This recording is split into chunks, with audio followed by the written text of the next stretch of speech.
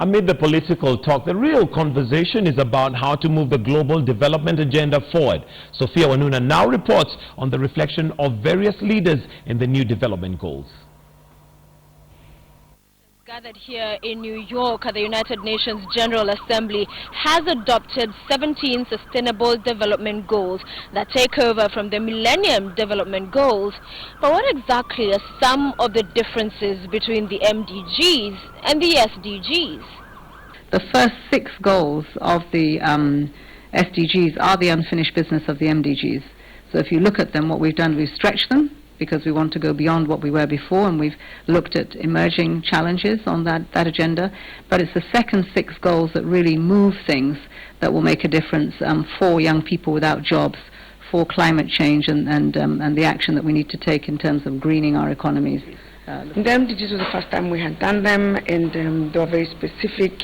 At that time, of course, we assumed very many things in terms of how countries would achieve these goals, whereas the SDGs, having learned from the experience of the MDGs, because if you look at the outcome of the MDGs, some countries achieved their targets, very few of them, and many countries achieved various targets unevenly. So what they've done with the SDGs, they've tried to negotiate a better outcome, including looking at other aspects that we did not look at before, like how do you finance, for example, to ensure that developing countries can actually be able to reach these MDGs. So as you have had there, a financial framework is one of the significant elements that has been put in place with these SDGs to avoid a situation where you have an agenda chasing money. Instead, you have financial commitments that have been put in place in various sectors. We must acknowledge that progress has been uneven across the world and across the goals. Now, leaders are saying that to ensure universality in achieving these goals, there must be equal relationships and engagements between developing and developed countries.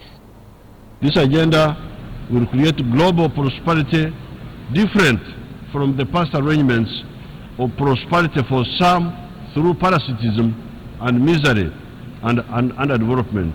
And I profoundly believe that many of the conflicts, the refugee crises, the military interventions over the years might have been avoided if nations had truly invested in the lives of their people, and if the wealthiest nations on earth were better partners in working with those that are trying to lift themselves up.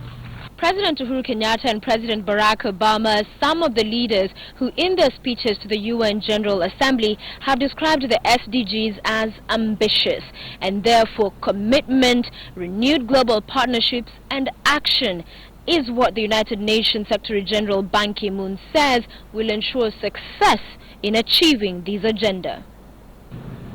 The true test of commitment of Agenda 2030 will be implementation.